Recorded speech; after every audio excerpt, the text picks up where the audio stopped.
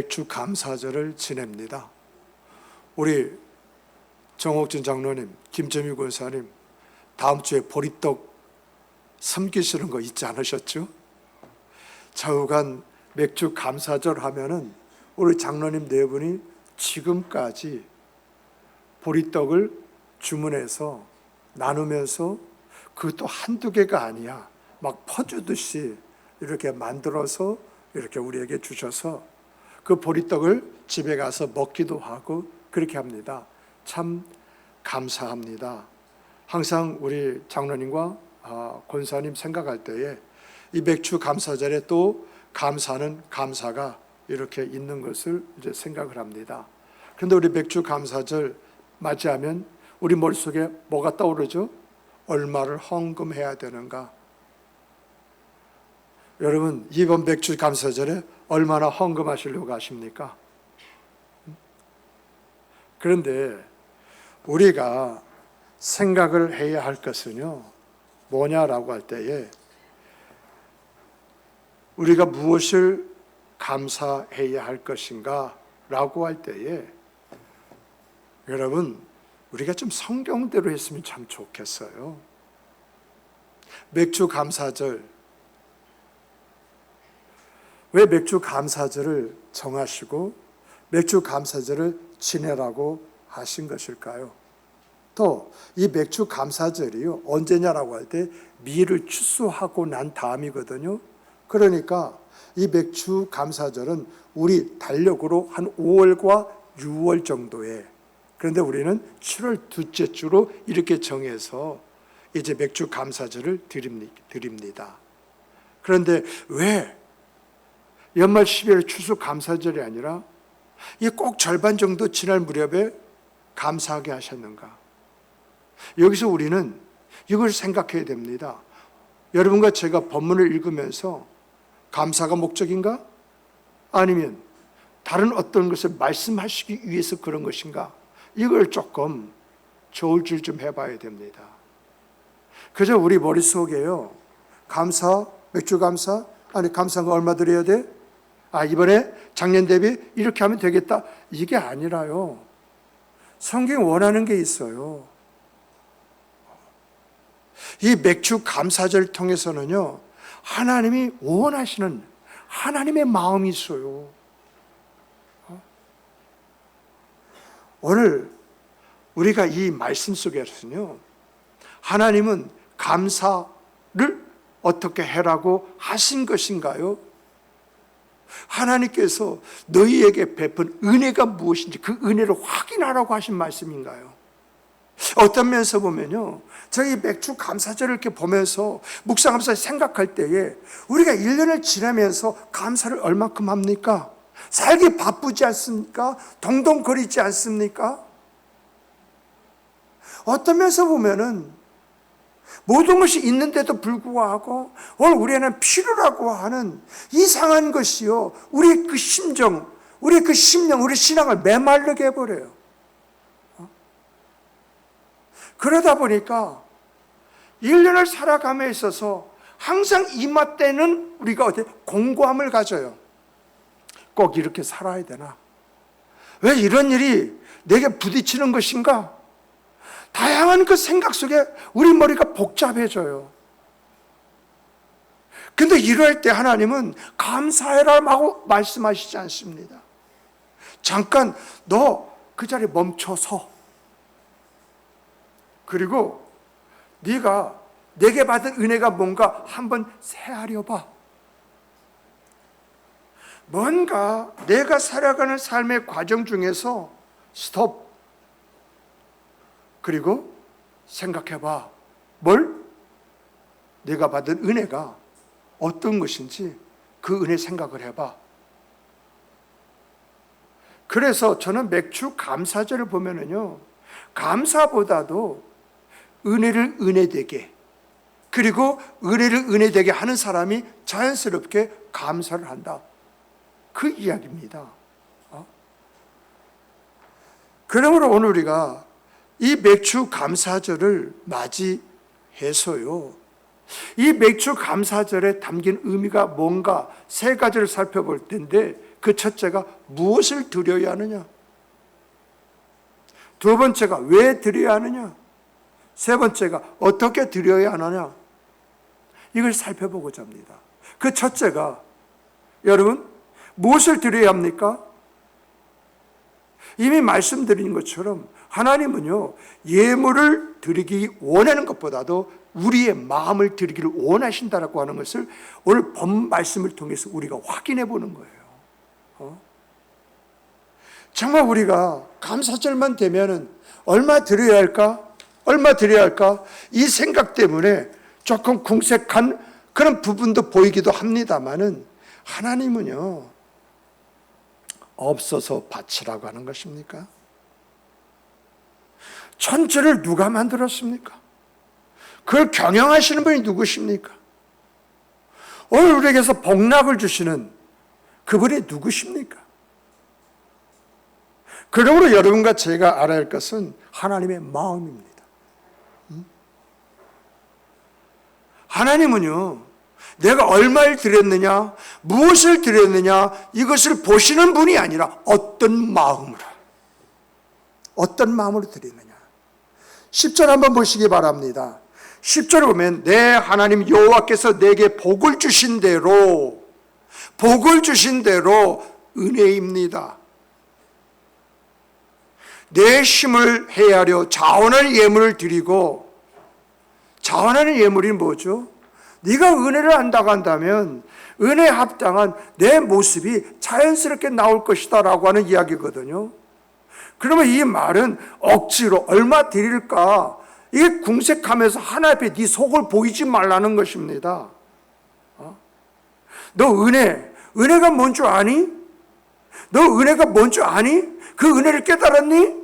그러면 은혜 안에서 네가 가져야 할 모습을 네가 가져라. 그래서요 하나님은요 똑같은 액수를 원하시지 않았어요. 똑같은 액수를 얼마 바치라고 이렇게 말하지 않았어요. 내게 복을 주신 대로 힘을 다하여 이렇게 드리라고 말씀하셨습니다. 왜냐? 사람마다 받은 은혜가 다르고요 형편이 다르잖아요. 이것을 아시기 때문에 하나님은 내게 복을 주신 대로 내가 은혜를 깨닫는 대로 힘을 다해서 이렇게 말씀하시는 거예요. 그런데요 우리가요 여기서 간과해서는 안 될 그 내용이 뭐냐라고 했을 때 여러분 하나님을 향한 내 마음이에요. 그래서 성경은 하나님이 우리 행위 보신다고 하십니까? 하나님은요 우리의 중심을 보신대요. 하나님은요 우리의 일거수일투족을 살펴보기 전에 뭘 보시느냐? 중심을 보신다. 그 중심이 뭐예요? 내가 이번에 맥주 감사절이니까 내가 이렇게 드리겠다 이거 보는 게 아니고 네 속에 내가 베푼 은혜가 살아있느냐 그걸 보신다. 왜 하나님께서는요 이렇게 이러한 것을 보시느냐라고 할 때 여러분 예물이라는 것은요 의무적으로 드릴 수가 있어요. 체면 때문에 드릴 수가 있고요. 그리고 습관대로 드릴 수가 있고요. 신앙생활에 관례 있지 않습니까? 작년 대비 올해 이 관례대로 드릴 수가 있어요. 근데 중요한 것은요 감사라고 하는 것은 억지로 만들어지는 것입니까? 감사라고 하는 것은요 은혜를 아는 사람만이 그 입에서 나오는 소리입니다. 내가 받은 은혜가 어떤 것인가? 그 은혜를 내가 헤아려 살피고 깨달을 때에 그 은혜 앞에서 나오는 나의 말이 감사합니다. 감사. 그래서 하나님께서는 언제든지 우리가 드리는 예물을 보시는 것이 아니라 예물을 드린 자의 우리의 마음을 보신다라고 하는 것이 성경의 이야기예요. 정말 이러한 이야기는요 성경이 시작이 되고 난 얼마 전부터 일관적으로 이야기하는 이야기예요. 여러분, 아담의 자녀 가인과 아벨이 하나님 앞에 감사 제사를 드렸습니다. 이 제사를 드릴 때에 가인의 제사는 받지 아니하시고 아벨의 제사를 받으셨습니다. 왜 아벨의 제사를 받으셨을까요? 하나님은 물질을 원하시는 것이 아니라 그 사람의 마음을 원하셨다라고 하는 것을 창세 시대부터 우리에게 보여주고 알려주고 있는 것입니다. 이스라엘 백성이요, 광야에 나왔습니다. 성막을 지을 때에 하나님이 뭐라고 말씀을 하십니까? 하나님은요, 모세에게 백성들에게 억지로 헌물을 받지 말라고 하셨어요. 정말 기쁜 마음으로 자원하는 사이에 헌물을 받아서 성전을 지으라고 이렇게 말씀을 하셨어요. 신약에도요, 이 원리는 변하지 않습니다. 사도 바울이요, 고린도 후서 9장 7절에서 이렇게 말합니다. 각각 그 마음에 정한 대로 할 것이요, 인색함이라 억지로 하지 말지니 하나님은 즐겨내는 자를 사랑하시느니라. 이 말씀 속에 담겨 있는 것이 뭐죠? 네 안에 은혜가 있느냐? 그 은혜가 은혜되게 만드는 법은 네가 감사는 감사에 달려있다, 이 이야기거든요. 이렇게 구약에서도요, 복음서에서도요, 신약에서도요, 내가 하나님 앞에 드린다고 했을 때 어떻게 감사해야 할 것인가, 이 이야기 일관적으로 정말 변하지 않는 진리처럼 우리에게 남겨주고 있는 것을 우리가 보게 됩니다. 하나님은요, 언제나 내가 드리는 예물에 관심 있는 것이 아니라 어떤 마음으로 드리느냐, 그 마음을 보시고요, 또 다른 은혜를 그에게 베풀어 주신다. 이것이 성경의 이야기고요, 이것을 우리가 우리의 생각 그 삶 속에서 체험하는 내용들입니다. 그렇다면 무엇이 사람으로 하여금 이러한 자원하는 마음을 갖게 하는가? 무엇이, 어떻게 해서 이런 마음을 품고 자원하게 만드느냐? 이게 두 번째 내용이지 않습니까?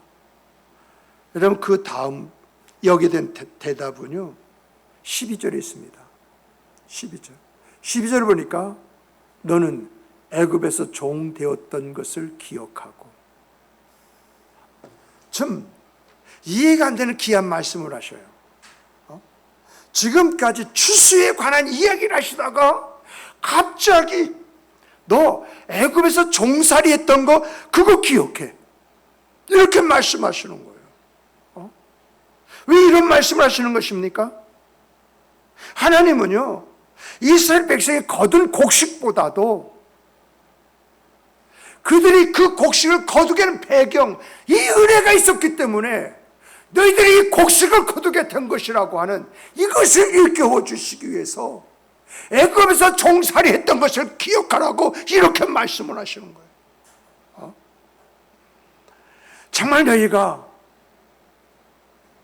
거둔 그러한 곡식을 가지고 내게 오는데, 너 이것보다도 먼저 생각해야 할 것이 이 곡식이 어떻게 해서 내 손에 들어간 것이고 이 곡식을 예물로 내게 가져온 것이냐. 내가 너를 애굽에서 구원해내지 않았다고 한다면 오늘 너에게서 이러한 수확이 있을 수 있겠느냐? 내가 말한 대로 그 예물 들고 내 앞에 나올 수 있겠느냐?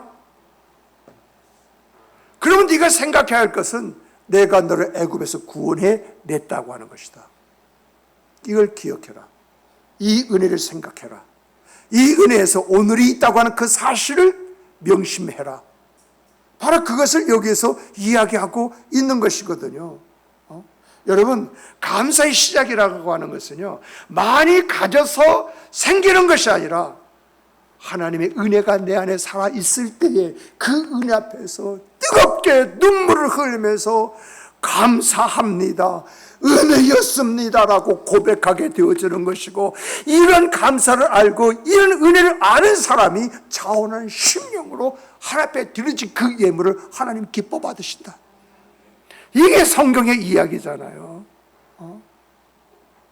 그래서 이스라엘 백성들은요, 해마다 출애굽을 생각을 하면서 하나님 앞에 이 감사의 제사를 드렸던 것입니다. 그런데 오늘 여러분들은 이 이스라엘 백성들보다 더 큰 은혜를 얻은 사람들이잖아요. 우리는 한때 죄의 종이었습니다. 구원과는 관계가 먼 사람들이었습니다. 이방인이었습니다. 내 스스로는요, 죄와 사망의 권세에서 벗어날 수 없는 그런 사람들이었습니다. 그런데 하나님께서 독생자 예수 그리스도를 통해서, 그분의 십자가를 통해서 구원의 은혜를 주셨습니다. 그러므로 우리의 감사는요, 하나에 대한 수학, 이 수학에 대한 감사가 아니라요, 십자가 은혜 때문에, 나 같은 죄인을 살리신 그 은혜 때문에 드려지는 감사가 되어야 됩니다. 그런데 이 십자가 은혜로 끝났습니까? 우리 십자가 은혜만 받았습니까?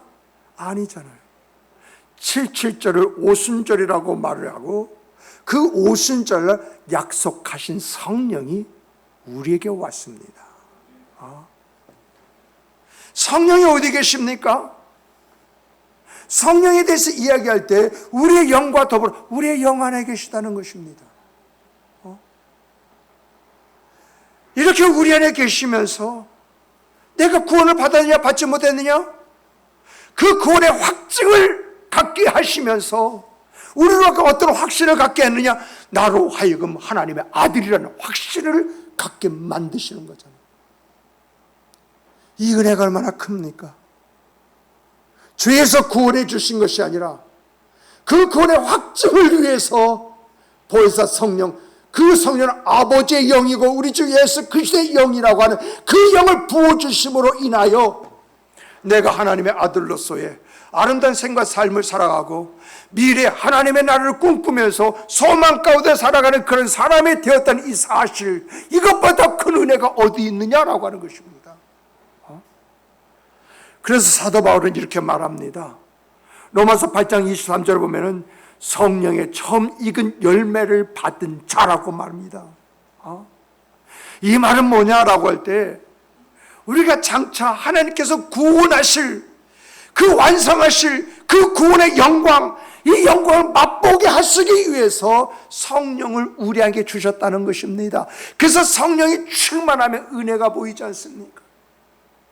성령이 충만하면 내 환경과 상황과 입장을 초월하는 이 에너지가 나를 나되게 만들잖아요. 이 성령의 충만함을 경험할 때 까닭없는 눈물이 내 안에서 나오고 입술의 아름다운 고백과 찬송이 나오게 되어지고 내 삶에 내가 감당하지 못했던 헌신도 감당하는 능력이 나오지 않습니까? 생각해 보십시오. 우리가 하나님께 무엇을 드리기 이전에 하나님은 먼저 독생자를 주셨습니다. 우리가 무엇을 원하기 이전에 우리 주님은 약속하신 성령을 보내주셨습니다. 제가 왜 이런 이야기를 하느냐라고 할 때, 여러분, 감사는요 우리가 먼저 하는 게 아닙니다. 은혜 앞에서 감사하는 거예요. 예수 그리스도를 주신 것도 은혜이지 않습니까?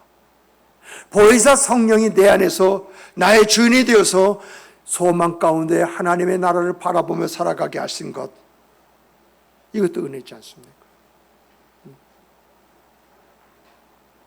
이렇게 은혜를 먼저 주신 것입니다. 우리에게 먼저 감사를 요구하신 것이 아니라 그 은혜 안에서 내가 마땅히 가져야 할 것이 무엇이냐라고 할 때 그것이 감사라는 것입니다. 감사하면 다 되느냐라고 할 때 우리 하나님은 감사로 만족한다, 이렇게 말씀하시는 분이십니다. 그러므로 오늘 우리들이 하나님께서 이 감사라고 하는 것을 우리의 삶 속에서 어떻게 이것을 드러내고 나타내기 원하시느냐라고 하는 것을 말씀 속에서 찾아봐야 되는 것이거든요. 그래서 셋째가, 여러분, 참된 감사는요, 하나님 배에 올라가고 이웃에게 흘러가야 됩니다. 이 두 구조를 가지고 있어요. 이 감사가 은혜 앞에서 하나님 앞에 감사를 올려드리고 은혜를 받은 자답게 사는 그 삶이 이웃을 향해야 된다라고 이렇게 이야기하고 있다는 이야기입니다. 그래서 11절 보면은 너는 내 하나님 여호와 앞에서 즐거워할지로다 하나님 앞에 올려지고. 근데 여기서 가장 중요한 것은 여호와 앞에서입니다. 하나님 앞에 올려지는 이 아름다움이 있어야 된다는 것입니다. 그러므로 하나님 앞에 올려지는 감사는 억지로 짜내는 것이 아닙니다. 차라리 그런 감사는 하나님 받지 않는다고 사실 앞에서 안 하는 게 좋습니다. 그러나 내가 감사한다고 한다면 은혜를 먼저 확인하십시오. 은혜가 무엇인지, 그 은혜가 얼마나 큰지, 내가 하나님의 자녀가 되었던 이 한 가지 사실만으로도 우리는 얼마나 감사할 수 있는 거 아니겠습니까? 그분이 책임져 주는 사람이 되었는데, 그분이 지켜주는 사람이 되었는데, 그분이 역사해 주는 사람이 되었는데 우리 안에 감사가 없다는 것은 어불성설이 아니겠습니까? 그리고 더 나아가서요, 여러분, 너와 내 자녀와 노비와 레인과 객과 고아와 과부와 함께 즐거워하라고 말을 했습니다. 참 놀라운 말씀입니다. 땅을 기업으로 받지 못했던 레위인이 여기 들어가 있습니다. 가족을 잃어버린 고아와 과부가 있습니다. 이스라엘 사람이 아닌 나그네도 여기 있습니다. 중요한 것은 이들 모두 하나님의 기쁨에 동참해서 함께 즐거움을 나누라라고 하는 것입니다. 이것이 감사의 절정입니다. 그래서 감사라고 하는 것은요, 예배로 내가 드리는 것으로 끝나는 것이 아니라 이웃에게 향하는 나의 모습이 있어야 그것이 진정한 감사라고 하는 것입니다. 다시 말하면 하늘 향해서만 감사가 있다는 건 반쪽짜리라는 것입니다. 온전한 감사라는 것은 이웃을 향하는 그 흐름이 있을 때에 이것이 진정한 감사의 완성이다 라고 하는 것을 성경이 우리에게 가르쳐주고 있습니다. 성경은요, 처음부터 이 원리를 이야기했어요. 아브라함에게 말씀하실 때 아브라함을 축복하시는데 뭐라고 말합니까? 너는 복의 뭐다? 근원이다. 복을 나누어 주는 자다. 그 이야기입니다. 또 더 나가서요, 우리 주님께서 사역하시면서 오병이의 기적을 일으키지 않습니까? 5,000명이라고 하는데 여기에 부녀자와 그리고 아이들을 포함하면 보통 2만 명을 꼽기도 하지 않습니까? 그리고 12광직으로 남았대요. 여기를 통해서 우리 주님이 보여주시는 것이 뭐냐? 지극히 작은 것이라 나눈 삶 속에서 어떤 역사가 일어나냐고 하는 것을 우리에게 보여주시는 그런 말씀들이잖아요.